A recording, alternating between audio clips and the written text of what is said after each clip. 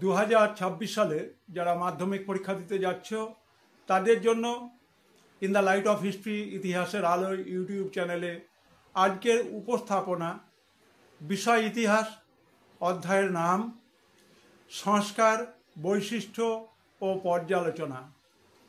আমরা ইতিহাসে গোসাইজি নামে যাকে জানি তিনি হলেন বিজয় কৃষ্ণ গোস্বামী। তার লেখা বিখ্যাত গ্রন্থের নাম প্রশ্নোত্তর।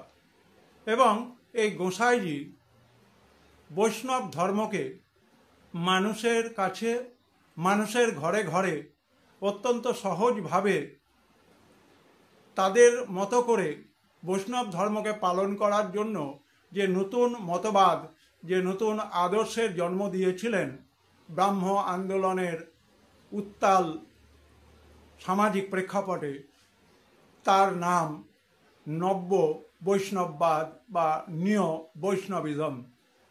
নব্য বৈষ্ণববাদ বা নিও বৈষ্ণবিজম। বিজয়কৃষ্ণ গোস্বামী তার সময়কাল 1841 থেকে 1899। ইতিহাসে তিনি গোসাইজি নামে পরিচিত। জন্মগ্রহণ করেছিলেন শান্তিপুরে। তিনি দেবেন্দ্রনাথ ঠাকুর এবং কেশবচন্দ্র সেনের ব্রাহ্ম ধর্মের প্রতি আকৃষ্ট হন।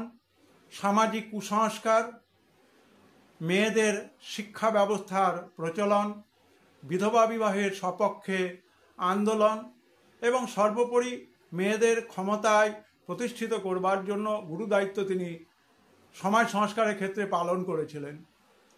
এবং আমরা দেখতে পাই পরবর্তীকালে যখন কেশবচন্দ্র সেন তার মেয়েকে কোচবিহারের মহারাজার সঙ্গে বিয়ে দিয়েছিলেন এবং ব্রাহ্ম ধর্মের ক্ষেত্রে তার মনে হয়েছিল যে তিনি যে পথে চলছেন সেটা ঠিক নয়, তার জন্য তিনি ব্রাহ্ম ধর্ম থেকে বেরিয়ে চলে আসেন এবং আগে ব্রাহ্ম মতে দীক্ষিত হয়ে তিনি যে উপবিদ পরিত্যাগ করেছিলেন সেই উপবিদ আবার গ্রহণ করেন এবং বৈষ্ণব ধর্মকে জনপ্রিয় করবার জন্য তিনি গয়াতে চলে যান। পরবর্তীকালে তিনি পুরীতে দেহ রক্ষা করেন।